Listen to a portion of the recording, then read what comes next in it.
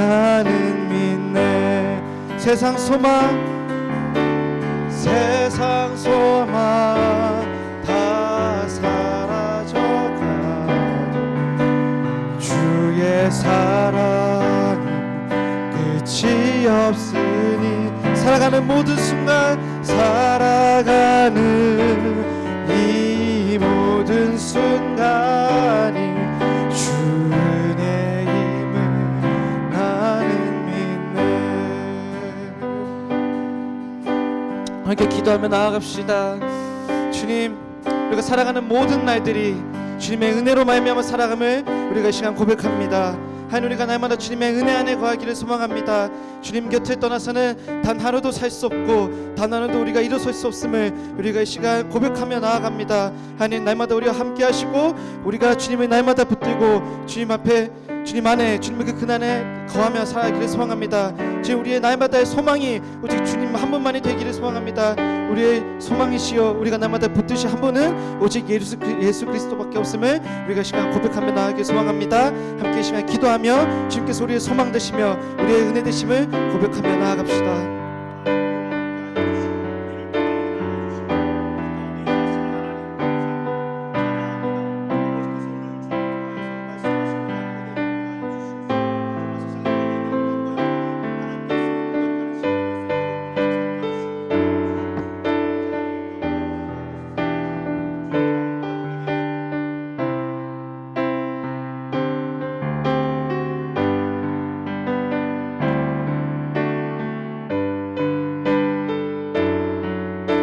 소망합니다. 주여 붙잡아 주시는 하나님의 은혜, 성령의 충만한 그 사랑으로 말미암아 아버지 앞에 부르짖을 때 아버지 응답하시는 은혜를 얻게 하시옵시고, 아버지께서 무엇이라고 말씀하실 때 주님 제가 가겠습니다라고 고백할 수 있는 주의 귀한 여종들로 아버지 삼아 주시옵소서. 오늘 주 앞에 예배합니다. 찬양합니다. 아버지 부르짖으니 응답하시는 하나님의 역사를 만나게 하여 주시옵소서. 오늘 주께서 오셨고 기도하셨고 함께 하셨던 것처럼 오늘 우리 역사 가운데, 이 예배 가운데, 우리의 삶 가운데 주의 놀라운 영광이 나타나게 하여 주시옵소서.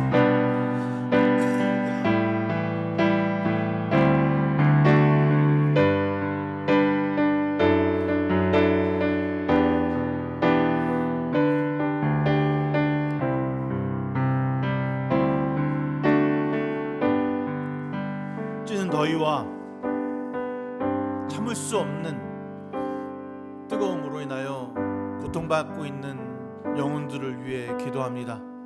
주여, 이 더운 여름날 밖에 나아가 일하며 자신의 생계를 책임져야 하는 많은 이웃들을 보살피시고 인도하셔서 그들의 목마름을 해결하시는 주님의 은혜가 있기를 소망합니다.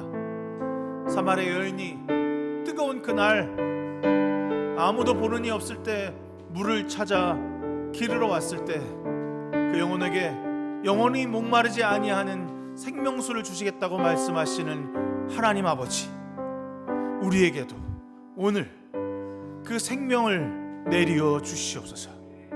주님 앞에 예배합니다. 찬양합니다. 기도합니다. 어리석었던 우리의 마음을 내려놓게 하시고 온전한 마음으로 올곧이 주님만을 찬양할 수 있는 귀한 시간으로 함께하여 주시옵소서.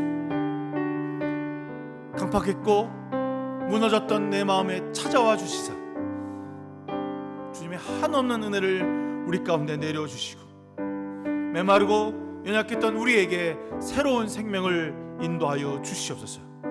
오늘 예배를 통하여 하나님의 구원을 경험하는 주일이 되게 하시며 예배하며 성령의 충만한 그 놀라운 성령님의 은혜를 체험하고 경험하는 오늘 이 예배가 되게 하여 주시옵소서.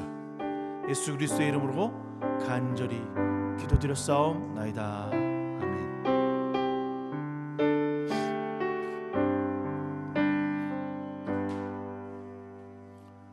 우리 주 예수 그리스도의 은혜와 하나님의 사랑과 성령의 교통하심이 여러분 모두와 함께 하시기를 기원합니다. 우리의 도움은 여호와 이름에 있습니다. 다 같이 하나님을 경배합시다. 교도문 36번 함께 교독하겠습니다. 교도문 36번입니다.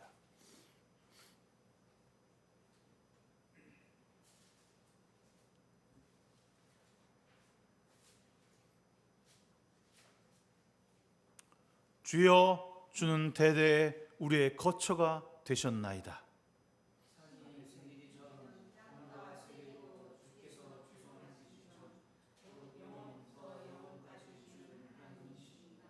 주께서 사람의 티끌로 돌아가게 하시고 말씀하시기를 너희 인생들아 돌아가라 하셨사오니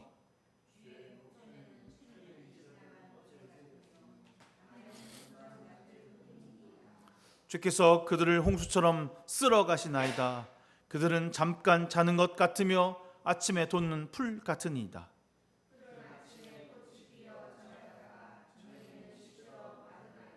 우리는 주의 노에 소멸되며 주의 분내심에 놀라나이다.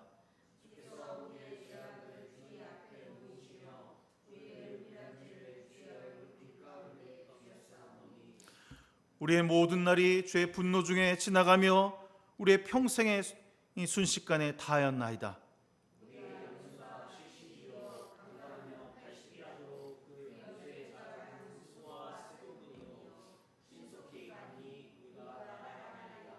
누가 주의 노여움이 능력을 알며 누가 주의 진노의 두려움을 알까이.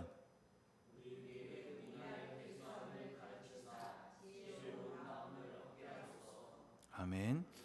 사도신경으로 주님 앞에 우리의 신앙을 주 앞에 고백하겠습니다. 나는 전능하신 아버지 하나님 천지의 창조주를 믿습니다.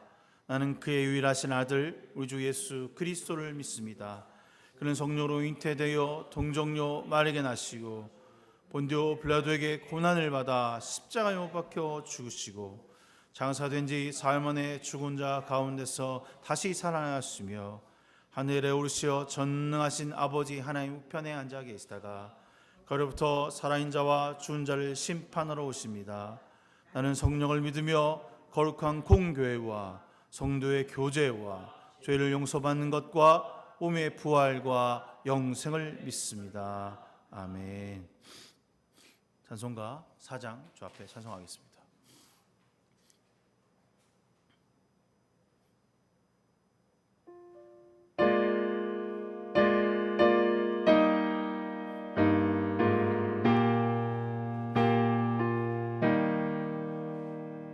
성부 성자와 성령 영원히 영광 받으옵소서.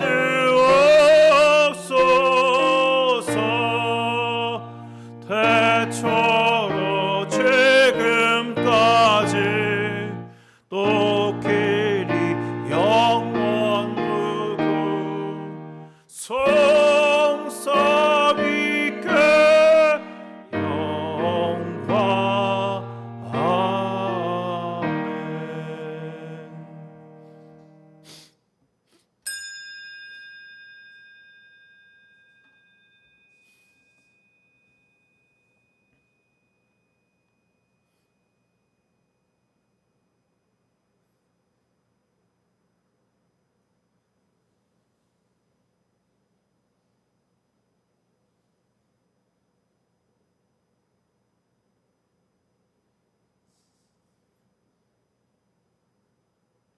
주님이 가르쳐준 기도합니다. 하늘에 계신 우리 아버지, 아버지의 이름을 거룩하게 하시며 아버지의 나라가 오게 하시며 아버지의 뜻이 하늘에서와 같이 땅에서 이루어지게 하소서. 오늘 우리에게 일용할 양식을 주시고 우리가 우리에게 잘못한 사람을 용서하여 준 것 같이 우리의 죄를 용서하여 주시고 우리를 시험에 빠지지 않게 하시고 악에서 구하소서. 나라와 권능과 영광이 영원히 아버지의 것입니다. 아멘. 찬송가 288장입니다. 찬송가 288장 함께 찬송하겠습니다.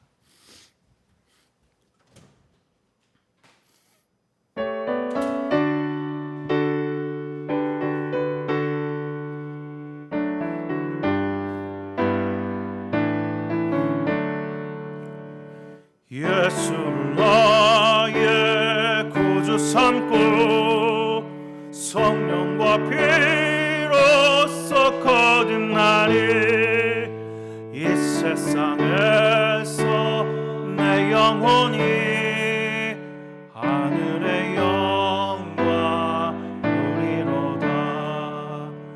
이것이 나의 간증이요 이것이 나의 찬송일세.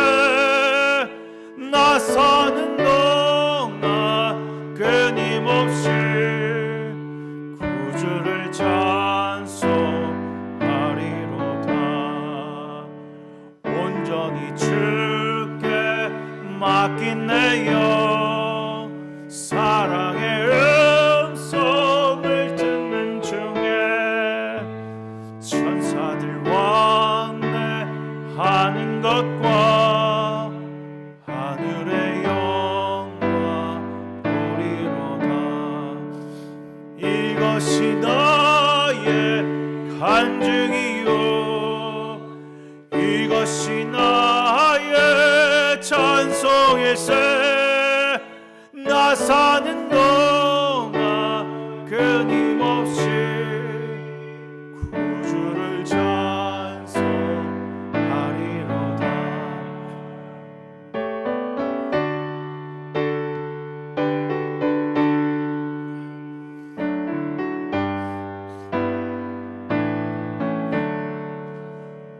주 안에 기쁨 누림으로 마음의 평강이 잔잔하니 세상과 나는 간 곳 없고 그 속한 주만 보이도다.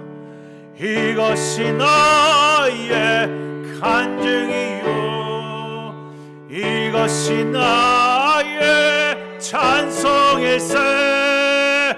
나 사는 동안 끊임없이 구주를 찬송하리로다.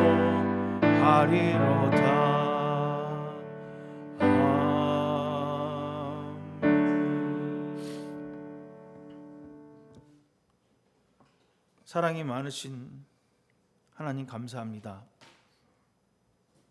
오늘도 우리와 함께 모여 예배하게 하심이 은혜이며 기쁨입니다. 깨어진 세상 가운데서 하나님 나라 백성으로 살아갈 수 있도록 이끌어 주셔서 진심으로 감사합니다. 더운 여름날 하루하루 버티기 힘들고 어려운 이웃들이 세상에 많이 있습니다. 주여 그들을 보살펴 주시고 주께서 내 이웃을 내 몸과 같이 사랑하라고 말씀하셨던 것처럼 소외되고 약하고 어려운 영혼들, 가난하고 소외받는 사람들을 위해 기도하며 우리의 손을 내밀어 줄 수 있는 주님의 귀한 그리스도인 되게 하여 주시옵소서. 한 주를 돌아보면 내 욕망과 내 뜻대로 살려고 했었던 우리의 모습들이 너무나도 많습니다. 주여, 그런 모습들을 주께서 피 묻은 그리스도의 십자가로 감춰주시고 다시 주님의 자녀로 회복시켜 주시옵소서. 누군가의 행복을 빼앗으려고 하지 않았는지 먼저 돌아보게 하시고 주님을 찾고자 하는 손길들을 거부한 것은 아니었는지 돌이켜보게 하여 주시옵소서. 주님, 이 땅에서 여전히 전쟁과 기근과 핍박과 어려움이 곳곳에서 들려옵니다. 그 영혼들을 불쌍히 여기시고 속히 평화가 올 수 있도록 인도하여 주시옵소서.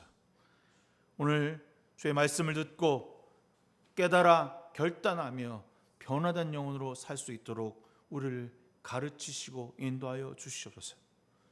주의 부족한 종 다니엘 세우셨사오니 나의 뜻을 전하는 것이 아니라 주의 말씀만을 전하는 입술로 사용하여 주시고 오늘도 우리에게 주의 풍성하고 성령 충만한 은혜가 우리 공동체 가운데 임하게 하여 주시옵소서. 각자의 가지고 있는 근심과 걱정이 있습니까? 주여 말씀을 듣다 해결되는 주의 역사가 일어나게 하여 주시옵시고, 그들이 나아가 세상에 나가 기도할 때에 그들의 맡겨있던 모든 짐이 하나님 앞에 응답되어지는 귀한 역사가 일어나는 오늘 예배가 되게 하여 주시옵소서. 모든 것 주께 맡기었습니다. 예배하는 가운데 주 함께하여 주시옵시고, 이 시간부터 마지막 마치는 그 시간까지 영광받아 주시옵소서. 예수 그리스도의 이름으로 간절히 기도드렸사옵나이다. 아멘.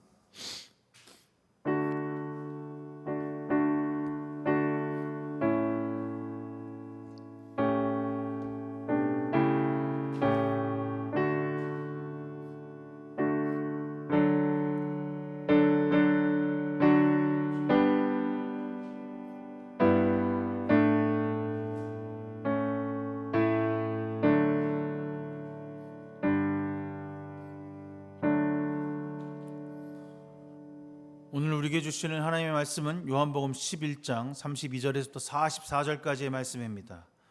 요한복음 11장 32절에서부터 44절까지의 말씀 한 절씩 교독하겠습니다. 마리아가 예수 계신 곳에 가서 배웠고 그 발 아래 엎드려 이르되 주께서 여기 계셨더라면 내 오라버니가 죽지 아니하였겠나이다 하더라.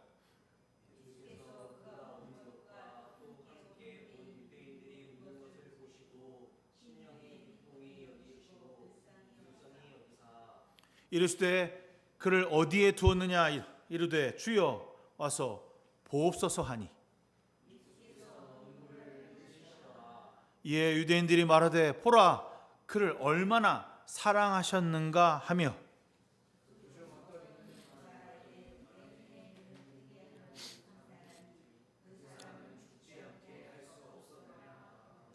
이에 예수께서 다시 속으로 비통히 여기시며 무덤에 가시니 무덤이 굴이라 돌로 막았거늘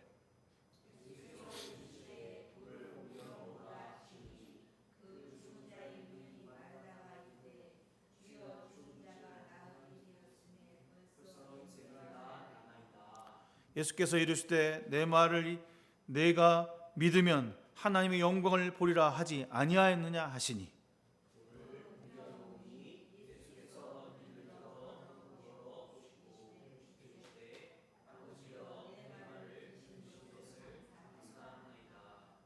항상 내 말을 드신 줄을 내가 알았나이다.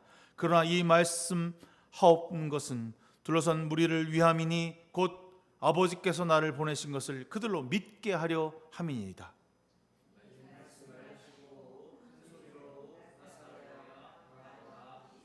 다 같이 죽은 자가 수족을 베고 동인 채로 나오는데 그 얼굴은 수건에 쌓였더라. 예수께서 이르시되 풀어놓으라 다니게 하라 하시니라. 아멘. 제가 지난주 월요일부터 오늘까지인 것 같은데 한 5일 동안 6일 동안 계속 몸이 좋지 못하더라고요. 그래서 원래 설교 본문을 14장 본문을 가지고서 하려고 했어요. 14장 성령님에 대한 이야기를 해야겠다. 성령님께서 우리에게 어떻게 말씀하시는지, 성령님이 과연 무엇인지, 어떤 분이신지에 대한 이야기를 좀 하는 게 너무나 좋겠다라는 생각을 했거든요. 그런데 아프다 보니까 나사로가 생각이 나더라고. 일주일 동안 힘들데, 어려운데. 기도했잖아. 하나님 빨리 낫게 해주세요. 저 좀 뭘 하게 해주세요. 힘 매가리가 하나도 없는 거야. 막 첫 주에 3일 동안 약을 먹었는데도 전혀 낫는 기색도 없어서 혹자들은 이게 코로나다. 이거 목사님 코로나 걸려갖고 좀 해롱해롱거린다. 뭐 그런 생각인데 지금 6일째 항생제 먹었거든요. 근데 이제서야 이제 열이 다 내려가고 숨쉬기가 좀 편해지고 잠을 좀 잘 자는 것 같아요. 오늘 돼서야. 그래서 좀 빨리 낫게 하려면 한 금요일쯤 딱 나와서 설교 준비도 좀 잘하고 할 텐데 어제도 그냥 몸이 좀 땀도 나고 힘들었던 것 같거든요. 그래서 제가 오늘 잡았던 게 이 나사로입니다. 그래서 오늘 제목을 예수께서 눈물을 흘리셨다라는 제목으로 여러분들 함께 할 텐데, 요한복음 가운데서 어떤 이야기가 여기 담겨 있는지 여러분들 좀 생각해 보시면서 은혜가 되었으면 좋겠습니다. 여러분 혹시 여러분 중에 누군가가 죽어서 눈물을 흘리신 적이 있으신가요? 사실 여러분 나이대에 아직 가까운 지인이 이를 떠나보내는 경험을 한 경우가 뭐 할머니, 뭐 그렇죠? 뭐 많겠네, 부모님 이 정도일 거예요. 그건 엄청나게 가까운 거죠. 근데 그런 경험도 없는 분들이 많거든요. 근데 주위에 보면 안타까운 죽음을 목격하는 경우들을 제가 종종 봅니다. 막 있을 수 없는 그런 죽음의 앞에서 막 목 놓아 울고 막 이게 말이 돼라고 하면서 하는 그런 장례식을 가보면 정말 막 눈물이 저절로 나는 경우가 있거든요.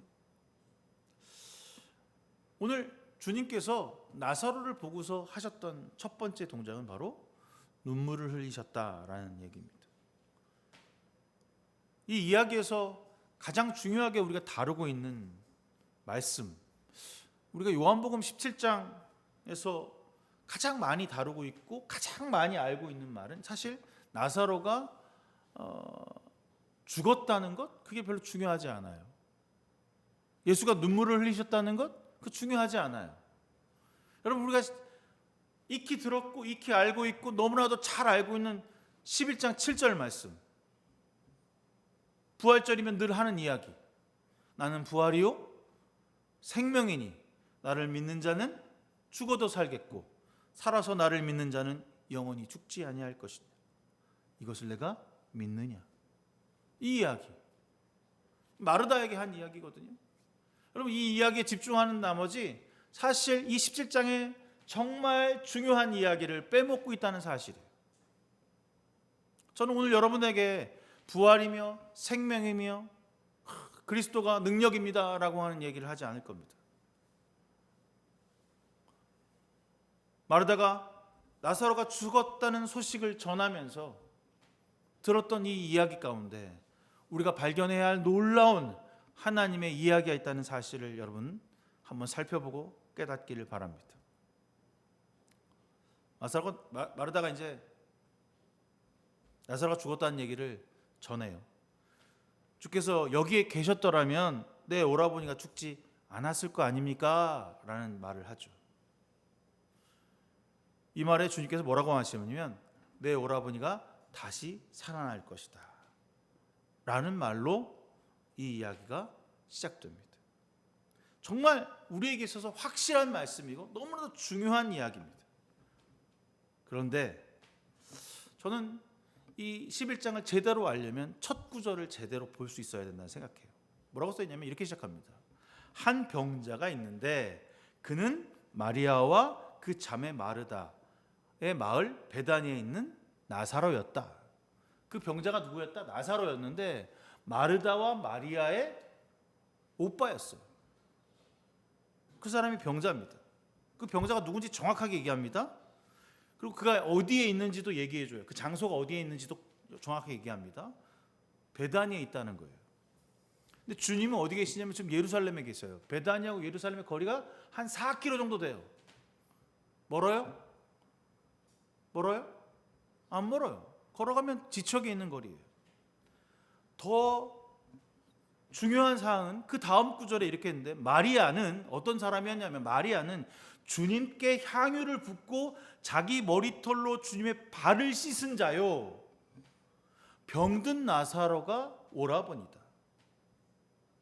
앞에 표현하기를 그 마리아를 벌써 이미 뒤에 있는 사건에 일어난 일을 붙였어요.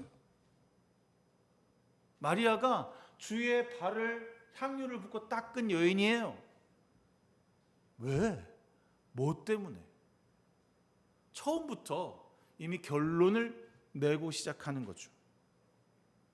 시간적으로 보면 분명히 이 사건과 뒤의 사건이 깊은 연관이 있다는 사실을 알고 있습니다. 이 세 인물과 주님이 깊은 연관을 맺은 사람이라고 하는 것을 암시해주고 이 저자는 쓰고 있는 거예요. 그래서 그 뒤에 오는 이야기들이 되게 자연스러워요. 왜 자연스럽냐면 주님께서 사랑하는 사람이 앓고 있어요. 이 세 명의 가족과 예수님이 어떤 관계라고요? 깊은 사랑하는 관계. 예수께서 그 누이들의 말을 듣시고 걱정하지 마. 저희 오라버니가 너무 아파요. 걱정하지 마. 걱정하지 마. 걱정하지 마. 이 병 죽을 병 아니야. 이 병 하나님의 능력, 영광을 드러낼 병이야. 이렇게 말씀했어요. 주님이 안심하라고 말하는 거야. 가까운 거리니까 그 말을 주고받을 수 있는 만큼의 왔다 갔을 수 있는 곳입니다. 의사도 아닌 예수께서 이렇게 당당하게 말하실 수 있는 것은 마리아나 마르다나 나사로가 이미 예수가 다른 사람을 일으켜 세우고 고침을 하는 것을 보았기 때문에 그 말을 믿었어요. 철떡같이. 주님께서 와서 나의 오빠를 낫게 하실 거구나. 나의 오빠를 일으켜 세우시겠구나. 그리고 뒷말에 이렇게 되어 있어요. 고치셨다는 말이 아니라 예수께서는 마르다와 그의 자매 나사로를 사랑하셨다. 이 말로 첫 번째 단락이 딱 끝나요. 여러분, 요한복음에서 주님께서 누구를 사랑하셨다는 말이 나오는 줄 아세요? 그것도 이름을 대서 거의 없습니다. 특별하게 그 사람을 사랑했다, 그 사람을 좋아했다는 말이 이 부분에만 나오고 있어요. 물론 주님께서 제자들을 사랑하셨다, 너희들 모든 무리를 가엾게 여기셨다, 이런 말은 나오지만 이름을 넣어서 이들과 깊은 관계를 나누었다는 말은 이 부분밖에 없습니다. 그리고 또 한 사람 또 있어요. 바로 이 요한복음을 쓴 사람, 저자 요한입니다. 이 요한복음의 글을 보면 이 스스로를 자기를 요한이라는 말을 쓰지 않고 이렇게 표현합니다. 주님이 사랑하는 제자가 주님 곁에서, 이렇게 썼어요. 주님이 사랑하는 제자가 주님 곁에서 그건 반드시 요한입니다. 그러니까 주님께서 특별하게 생각하는 사람이 몇몇 있었는데 그 중에 하나가 바로 요한과 오늘 우리의 본문에 등장하는 마리아, 마르다, 그리고 나사로였던 것입니다. 긴밀한 관계였다는 거죠. 이 긴밀한 관계 가운데 들은 소식은 아픔의 소식이었어요. 나사로가 너무 아파요. 어떻게 해야 돼요? 그럼 어떻게 해야 돼요? 주님의 방법은 지척에 있는 거리니까 빨리 가서 고쳐줘야죠. 그렇잖아. 내가 사랑하는 사람이니까 고쳐주러 가야 되는 거 아니에요? 그런데 보면 뭐라고 하는지 아세요? 예수께서는 나사로가 앓는다는 말을 들으시고도 계셨던 그곳에 이틀이나 더 머무르셨다.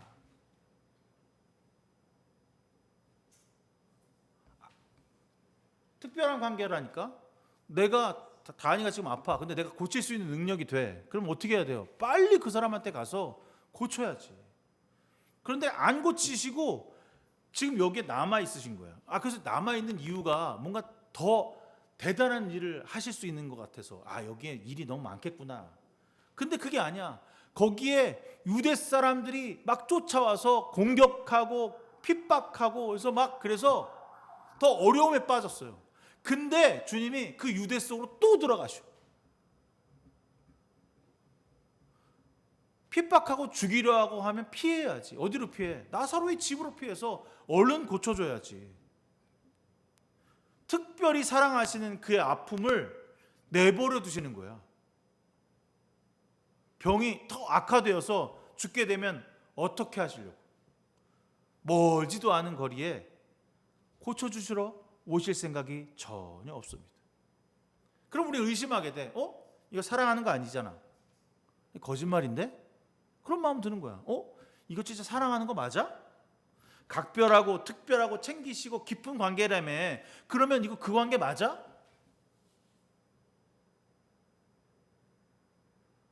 이해가 안 돼요.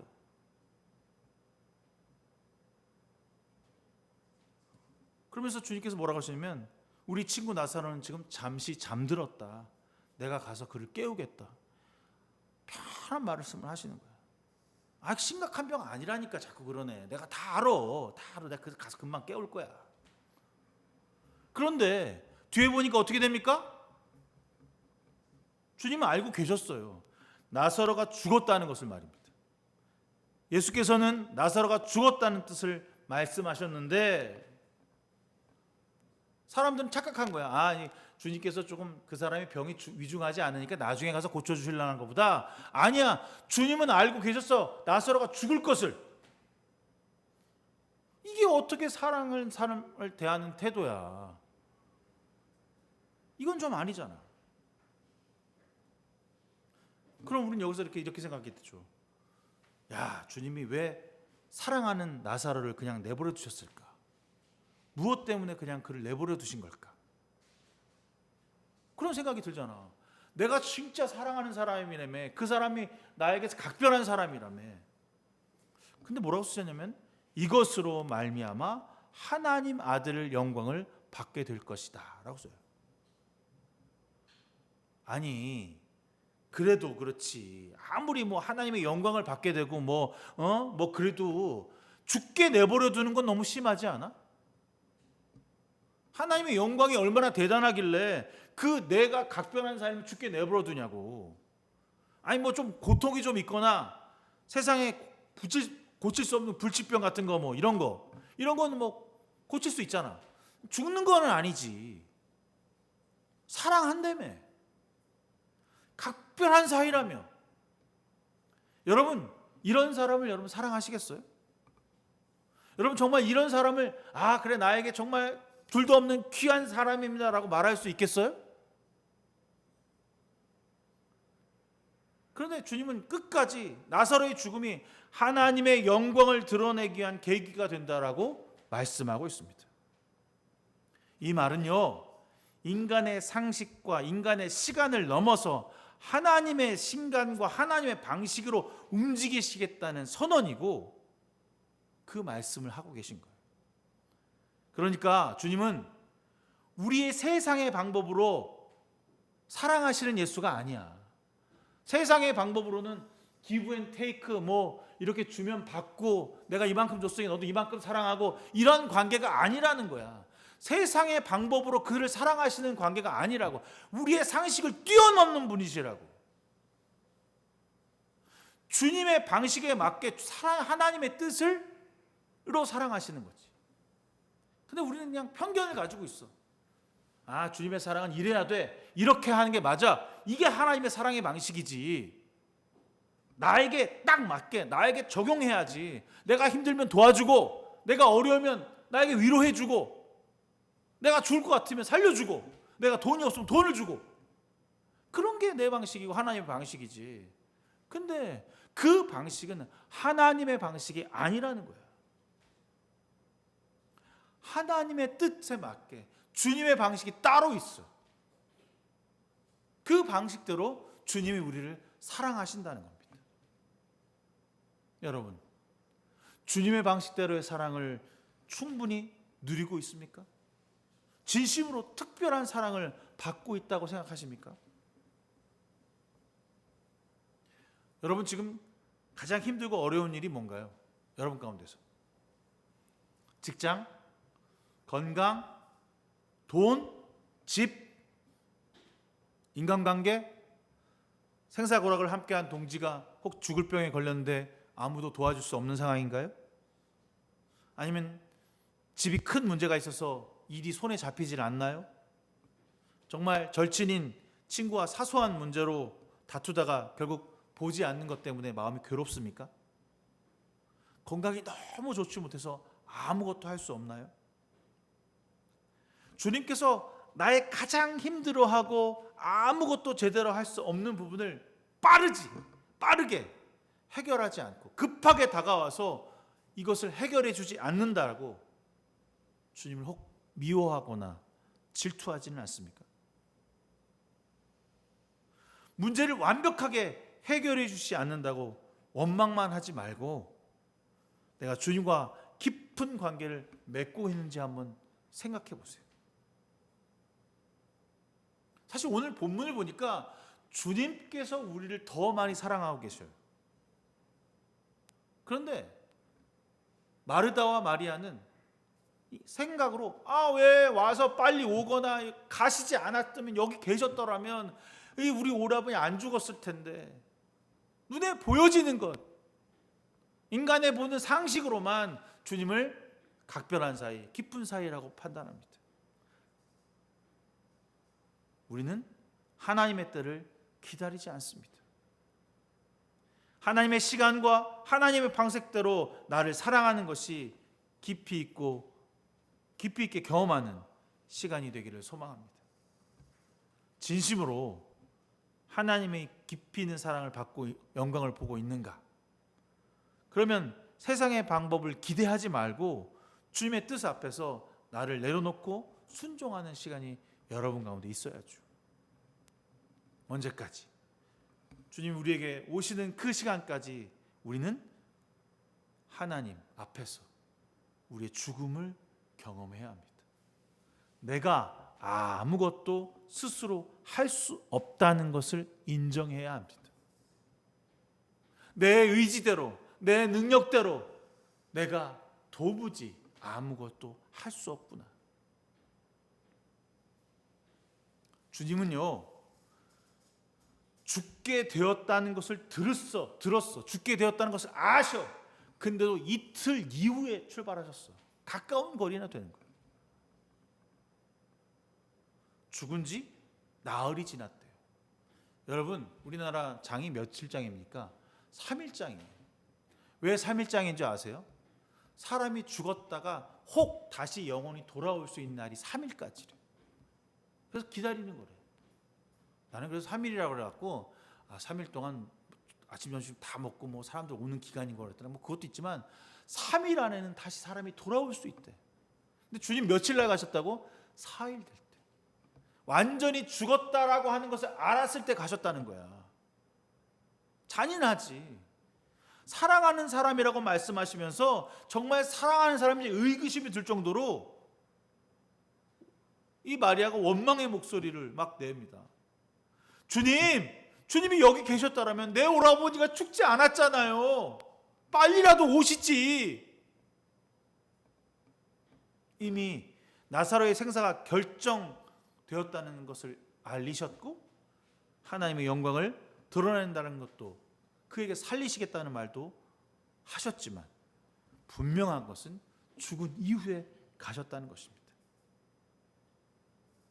그런데 여기 또 재밌는 게 하나 또 있어요, 여러분. 주님이 나사로가 내가 살릴 수 있잖아. 내가 살릴 수 있어. 그래서 내가 가서 살릴 거야. 그리고 일으켜서 하면 다시 원래대로 돌아와. 그럼 주님이 울어야 돼, 안 울어야 돼? 주님께 가면, 나사로한테 가면 울 이유가 없잖아. 아니, 내가 갔는데 내가 살릴 거야. 이제 내가 다니가 죽었어. 근데 뭐 내가 그냥 탁 가면 살릴 거니까. 울 필요가 없잖아. 어차피 살릴 건데. 근데 그 무덤 앞에 가서 그 무덤 속에서 보자마자 눈물을 펑펑 흘리셨다는 거예요. 오늘 이 장면에서 주님이 눈물을 흘리신 장면이 그렇게 많지 않습니다. 예루살렘을 바라보고 눈물을 흘리신 장면이랑 여기 이 장면, 나사로가 죽은 것을 목격하시고 우셔요. 내가 그 영혼을 살릴 것이라고 하는 것을 알고 살리는 것이 당연한데도 우신다니까? 그럼 이해가 안 되잖아. 왜 우시지?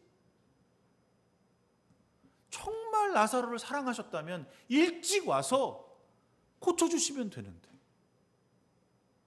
다 죽게 내버려두고 그때 와서 거기서 목 놓아 우셔. 이중인격자인가? 주님이 약간 이상한데? 이 사람 속에 좀 이상한 게 들었나? 그런 마음이 들어. 근데 뭐라고 말하냐면 마음이 비통하여 괴로우셨다는 거야. 진짜 그 나사로가 죽은 그 앞에서 마음이 괴롭고 비통하셨다는 거야. 아무리 내 생각해도 나의 입장에서 볼 때는 이해가 되지 않는 행동이야. 아니, 이게 말이 되나? 당신이 살리실 거고 당신이 일으키실 거고 그럼 먼저 오시던가.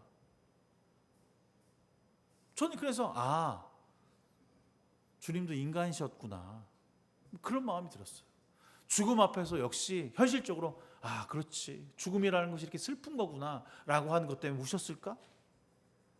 예수께서 눈물을 흘리신 이유가 그냥 그들에게 보여주기 위하신 것일까? 여러분, 요한복음 21장부터 쭉까지 오는 이 순간까지 처음으로 등장한 예수의 감정씬이에요.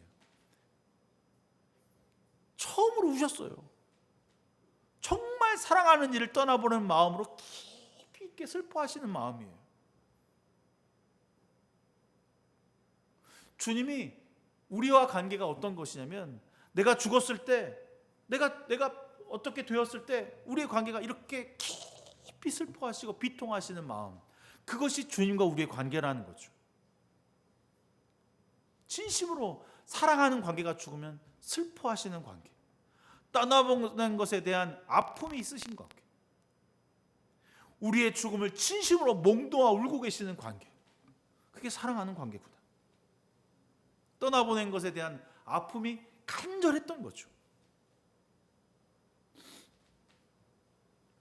누구보다 그 아픔을 걱정하시고 깊이 있게 공감하시는 분이 오직 주님이라는 사실입니다.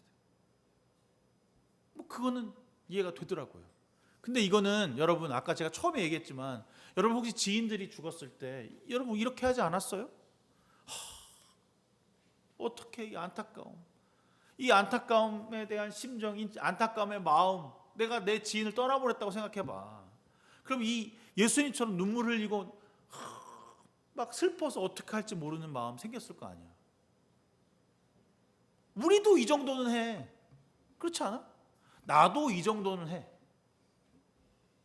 아프면 함께 울어주고 힘들면 위로해주고 이런 행위는 우리도 합니다. 저는 착한 사람이니까요. 그렇죠? 그런데 여러분, 우리는요, 죽은 사람을 위해 울어줄 수는 있지만 죽은 사람을 살릴 수는 없습니다. 불가능하죠. 주님이 우리를 어떻게 사랑하시는지 오늘 말씀을 통해서 봅시다. 주님은 거기서 끝나지 않고 나흘이나 지나고 썩은 냄새가 나는 나사로를 죽음에서 살려주고 계십니다. 어떻게 살리는지 오늘 본문을 통해서 봅시다. 먼저요, 주님 자기가 야 일어나라 이렇게 말씀하지 않으셨어요. 먼저 하나님께 기도하십니다. 주님도 하나님께 구하셨습니다.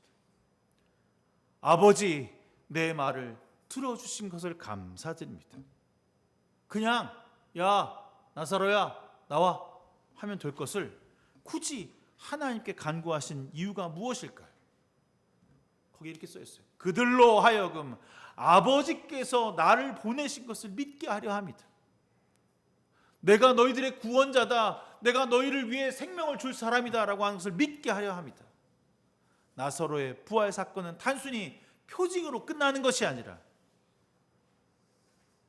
그 영혼을 내가 살린다, 내가 하나님이다, 내가 메시아다라고 하는 선포의 말씀인 거죠. 그리고 주님이 큰 소리로 하나님께 기도하고 나서 말씀하십니다. 나사로야 나오너라. 그랬더니 죽었던 사람이 나왔다라고 표현합니다. 여러분 여기 읽으면서 그냥 나사로야 나와라 그러면 이런 것 같아요? 주님이 나사로의 이름을 부르셨어요. 주님이 우리의 이름도 부르십니다. 낙헌아 죄에서 나와라. 낙헌아 근심과 걱정에서 나와라. 낙헌아 건강 염려증에서 나오너라. 낙헌아 세상 염려에서 나오너라. 낙헌아 깨어진 세상에서 나오너라. 낙헌아 죽음에서 나오너라. 여러분, 죽었던 나사로가 이 말을 듣고 그 자리를 벌떡 일어나고 나옵니다. 그럼 어떻게 나오는지 보세요. 이거 재밌어요. 지금 여러분 생각해보세요. 이제 우리도 그렇잖아. 죽었을 때 어떻게 해요? 이렇게 몸 흐트러지거나 막 흔들리지 말라고 이게 온 몸을 칭칭 다 감아놔요. 제가 이제 장례할 때 보면 그 삼배 옷을 입히기 전에 몸을 요 입도 있고 다 감겨놔. 그래갖고 꼼짝도 못하게 해놓고 코도 막아놓고 다 막아놔요. 입도 닫아놓고 뭐 흘러내린 것도 귀도 막아놓고 다 거기다 이제 얼굴에다가 바꿔놓은 거죠. 이집트 생각해 보면 돼. 완전 미라야. 근데 나사로야 나오라 그러니까 그 상태에서 벌떡 일어나는 거야. 공포 영화가 따로 없어. 여러분 생각해봐. 공포 영화가 따로 없어. 막 일어나는 거니까. 미라가 벌떡 일어나옵니다. 오금절이는 장면이죠. 며칠 만에 그러셨다고요? 나흘 만에 죽은 그 나사로가 살아서 돌아옵니다. 당장 가면 바로 죽지도 않고 고칠 수 있는 병을 주님은 다 죽은 후에 가셨습니다. 그렇게 생각해 보니까 내가 또 생각할 때 이 나사로가 분명히 주님께 못된 짓을 했구나. 그렇잖아. 나사로가 괘씸한 짓을 한 거야. 주님한테 막 앵겨붙기도 하고 막 죄도 짓고. 나사로가 특별히 미워서 버르장머리를 고칠 요양으로 그렇게 하셨을까? 아니, 정말 사랑하십니다.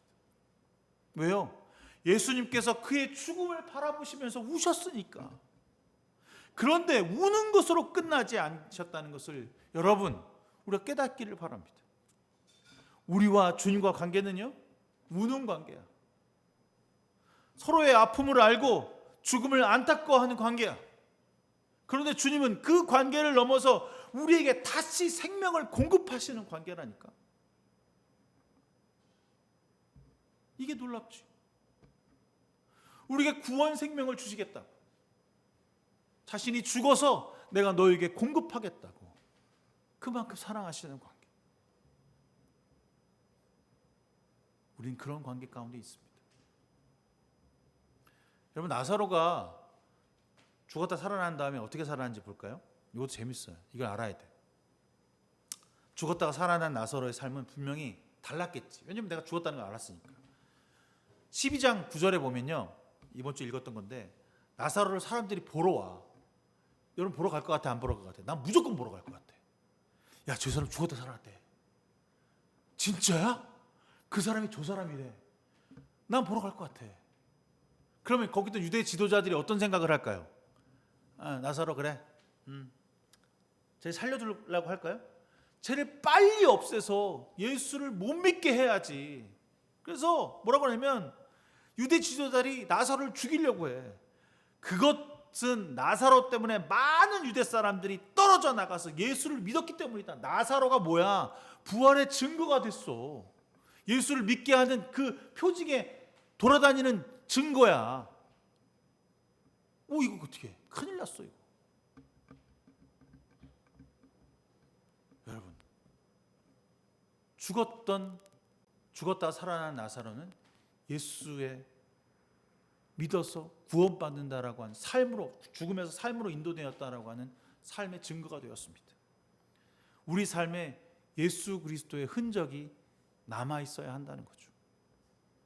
우리도 죽었다 살아난 사람 아닙니까?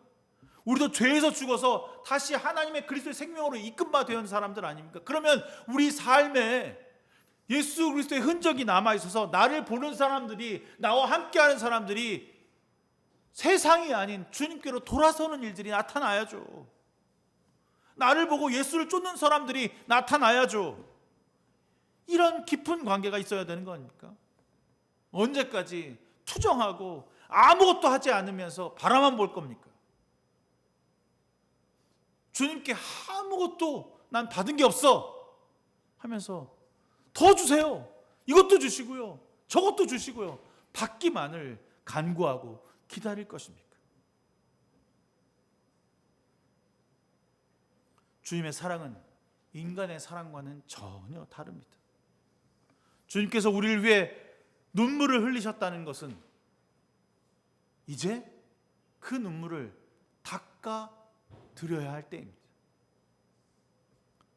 죽음에서 일어난 나사로처럼 나를 통해 예수를 영접하고 만나는 사람들을 만나고 나타나게 하는 거죠. 또 어떻게 해야 할까요? 우리가 예수 그리스도의 증거고 우리가 그 예수 그리스도의 눈물을 닦아드릴 존재가 되어서 우리의 그 삶을 살아가야 한다면 정말 좋겠지만, 두 번째로 또 이거 있어야 돼요. 우리가 처음 읽었던 11장 부분에 보면 아까 읽었던 대로 향유를 예수의 발에 부은 여인 마리아가 등장합니다. 그녀는 나사로를 처음 살리고 나서 그 나사로 집에서 이제 잔치가 했겠지. 막 잔치도 하고, 야, 나사로 살렸다고 예수님도 밥도 막 먹고 있어요. 근데 마리아가 어떻게 행동하냐면요, 자기 집에 비싸고 가장 중요한 300데나리온, 1데나리온이 하루 일당치였으니까 우리 오늘 하루 일당치가 30만 원이면 그때 돈으로 계산해 보면 300데나리온 얼마야? 한 339, 그죠? 한 1,500만 원 정도 되는 금액일 것 같아요. 좀 계산해 보면 엄청난 금액입니다. 그 향유를 가지고 와서 예수 발 앞에 탁 붓고 자기 머리털로 닦습니다. 자기 가장 소중한 거. 왜? 우리 오빠 살려줬으니까. 이 오빠 살려줬으니까. 근데 거기 뭐라고 써 있냐면 온 집안에 향유 냄새가 가득 찼다. 이런 말이 있어요. 좀 전에 돌아가면 마르다하고 예수님과 대화 중에 이런 말이 있죠. 무덤에 가까이 가니까 주님 그 돌문 열면 그 썩은 냄새 사흘 동안 지나 썩은 냄새가 나요. 썩은 냄새로 가까이 갈 수 없었던 나사로의 몸에서, 그 나사로의 집에서 온 집에 향기로운 냄새가 가득합니다. 우리가 주님을 사랑하면 우리 삶에 그리스도의 향기가 가득해야 하는 거예요. 어떻게 그것이 가능합니까? 어떻게 그것이 될 수 있을까요? 우리의 전부를 드릴 때 온 세상에 우리가 있는 곳에 그리스도의 향기가 가득해야 합니다. 근데 이 마리아가 이 일을 했거든요. 내가 주님 앞에 전부를 드렸어. 그러면 칭찬받아야 되는데 뒤에 가룟 유다가 한다는 소리가, 아니 그 비싼 양을 팔아서 말이야 가난한 사람들 주지, 낭비를 하고 있어. 뭐 하는 거야 이거? 야단 맞고 있어. 우리가 우리의 그리스도의 향기를 내도 세상 사람들을 좋아하지 않아요. 반기지 않아요. 오히려 역성을 내고 계산하고 너 그렇게 하면 안 돼. 잘못됐어. 그런데 우리 스스로가 그걸 막고 있어. 이거는 드리면 안 되지. 이거는 내가 나중에 내가 써야지. 이건 내가 시집 갈 때 써야지. 이건 내가 나중에 저기 집 살 때 써야지. 내가 죽음에서 그리스도를 만났고 그리스도를 경험했고 그것을 목격했고 바라보았고 체험했고 그 깊은 사랑을 만났는데도 불구하고 주의 사랑을 온 집안에 나의 온 삶에 나타내지 않아. 주님은 뭐라고 말씀하시는지 알아요? 마리아한테 그 행위를 보면서 그대로 두어라. 그의 여인의 하는 행위를 그대로 두어라. 그의 여인이 하는 행위가 맞다. 나의 장례를 준비하는 것이다. 여러분 누가 보면 어색할 수 있는 거야. 총각이랑 처녀랑 이거 의심하기 딱 좋잖아. 향유를 발에다 붓고 머리로 닦았다는 건 완전한 순종이고 완전한 헌신이거든. 예수님께 난 엎드려요. 막 여인이 자기 집에서. 그럼 우리 어떻게 해야 돼? 얼레리 꼴레리 뭐 이렇게 하는 거야. 얼레리 꼴레리. 그런 관계가 될 수 있어요. 근데 주님 뭐라고 하면 그대로 두어라. 너의 전부를 나에게 바치는 것, 너가 나의 장례를 준비하는 것, 나의 죽음을 준비하는 것을 용납하고 허용한다. 우리는 주님을 사랑하고 있습니까? 주님이 우리를 진심으로 사랑하십니다. 그 세 사람처럼 정말 깊이 있게 사랑하시는구나. 죽음에서 살리시고 마리아가 자기의 모든 것을 내어 바치고 마르다가 그 온 집안에 잔치를 베푸는 그런 깊은 사랑을 그들은, 그 자매들은, 그 남매들은 하고 있었습니다. 그래서 그 사랑이 깊어지고 더 깊은 관계로 나아갈 수 있도록 우리는 인내하고 기다리며 주님께 내 소중한 것을 아낌없이 드릴 수 있어야 한다는 거죠. 여러분 무엇을 드리시겠습니까? 주님 우리에게 이 11장에서 우리가 알고 있는 대로 부활이요 생명이요 나를 믿어서 믿는 자는 살아서 죽지 않겠다라고 하는 그 말씀, 그 말씀의 바탕이 된 그 밑바탕에는 너와 내가 깊은 하나님의 사랑의 관계에 놓여져 있다는 이 사실, 예수께서 우리를 우신다는 그 사실, 성령의 몽도와 우리를 위해 기도하신다는 사실을 여러분 기억하고 깨닫기를 바랍니다. 무엇을 주님을 위해 깨트리시겠습니까? 언제까지 주님에게 받기만을 기다리시겠습니까? 오늘도 주님은 여러분의 눈물을 거두시고 여러분에게 다가와 사랑한다 말씀하고 있습니다. 여러분은 주님을 위해 울고 계십니까? 아니면 주님을 위해 요구하고 계십니까? 참 좋으신 하나님, 우리는 하나님의 기뻐하는 주님의 자녀입니다. 우리는 우리의 구원자로 믿고 순종하는 그리스도인입니다. 주님을 주인으로 인정하는 삶을 살아가도록 우리를 이끄시고 인도하여 주시옵소서.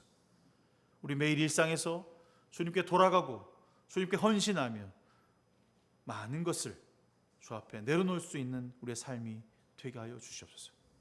기도로 하루를 시작하고 말씀으로 하루를 마감하는 우리의 삶이 되게 하시사 더 나아가 이 깨어진 세상 가운데 그리스도를 믿는 자로, 그리스도를 전하는 자로 살아가게 하여 주시옵소서. 우리를 사용하사 이 땅에서 하나님 나라가 실현되는 귀한 역사를 맛보는 저희들 되게 하여 주시옵소서. 모든 것 주님께 맡기며 예수 그리스도의 이름으로 간절히 기도드렸사옵나이다. 아멘. 찬송가 212장 찬송하시면서 준비하신 예물 주 앞에 드리시겠습니다.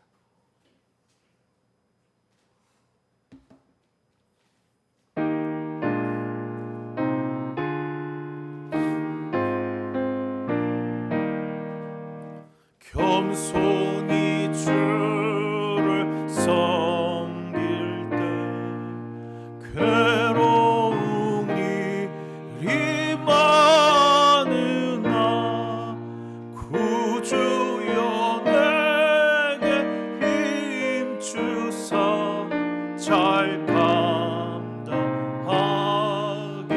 하소서. 인자한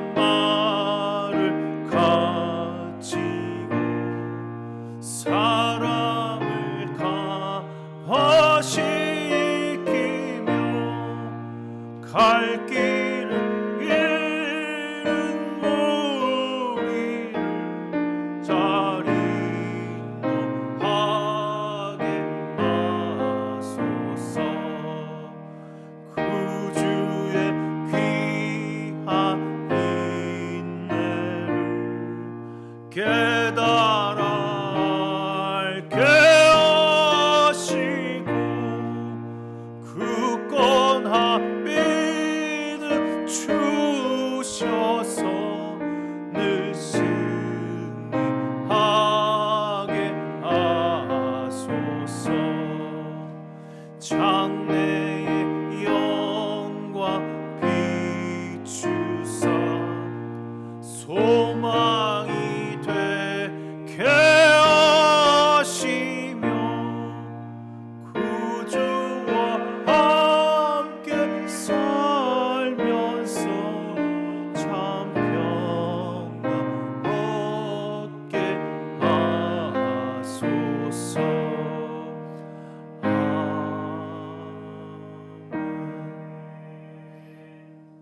사랑의 주님, 오늘 우리와 함께 하시고 예배하게 하심을 진심으로 감사드립니다.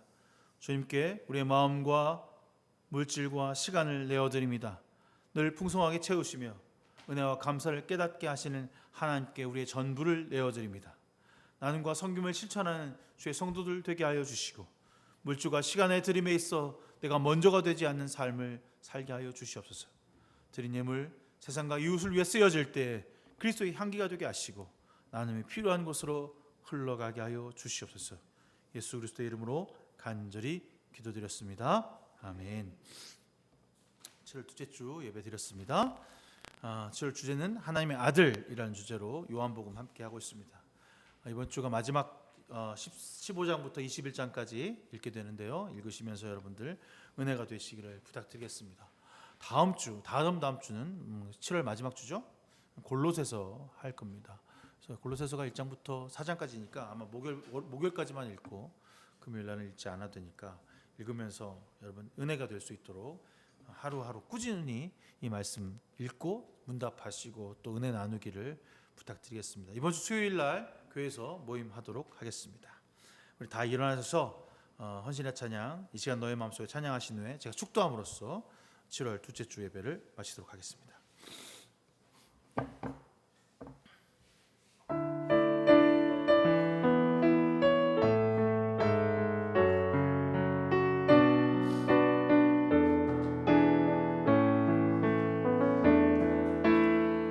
이 시간 너의 맘속에 하나님 사랑이 가득하기를 진심으로 기도해 간절히 소망해 하나님 사랑 가득하기를 하나님은 너를 사랑해 하시는지 너를 위해 저 별을 만들고 세상을 만들고 아들을 보냈네 오래전부터 널 위해 준비된 하나님의 크신 사랑 너의 가는 길 주의 사랑 가득하기를 축복해 오래전부터 널 위해 준비된 하나님의 크신 사랑 너의 가는 길 주의 사랑 가득하기를 축복해